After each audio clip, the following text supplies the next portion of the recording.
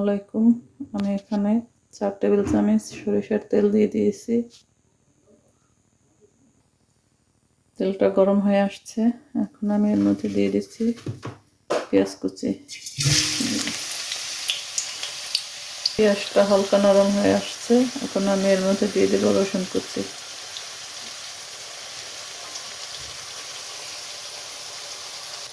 এখন আমি এর মধ্যে দিয়ে দেব হাফ টিস্পুন মরিচের পাউডার,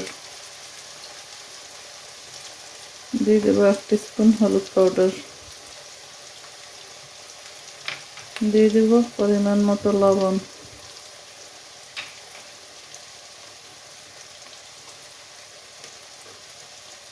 দিয়ে দেব 3-4টি কাঁচামরিচ ফালি, দিয়ে দিচ্ছি সামান্য পরিমাণ পানি যেন মশলাটা লেগে না যায়।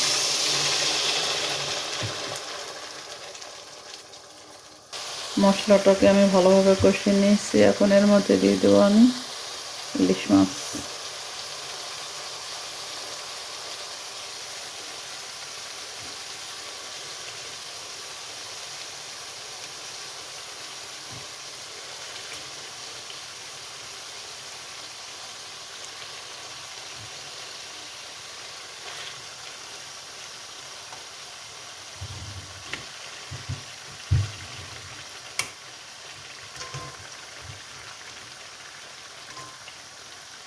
মাছগুলো দিয়ে আমি ভালোভাবে কষিয়ে নেব।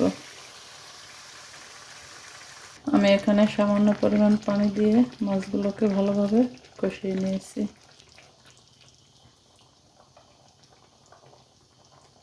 এখন আমি মাছগুলোকে উঠিয়ে নেব। মাছগুলো উঠিয়ে নিয়েছি, এখন আমি এর মধ্যে দিয়ে দেব লাউ শাক।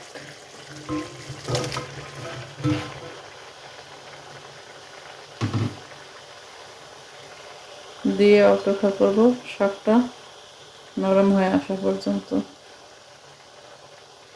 শাকটা নরম হয়ে আসছে, এখন আমি এর মধ্যে দিয়ে দেব 2 কাপ পানি।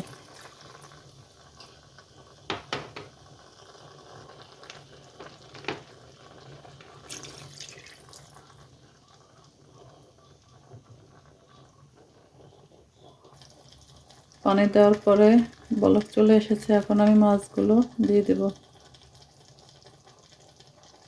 মাছগুলো দিয়ে দিয়েছি, অপেক্ষা করছি হয়ে আসা পর্যন্ত। রান্নাটা প্রায় হয়ে আসছে, এখন আমি এর মধ্যে দিয়ে দেব ভাজা জিরার গুঁড়ো।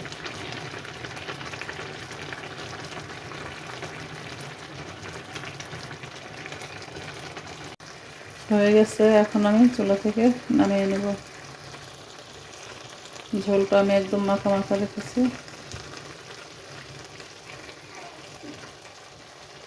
রেডি হয়ে গেল লাউ শাক দিয়ে ইলিশ মাছের রেসিপি।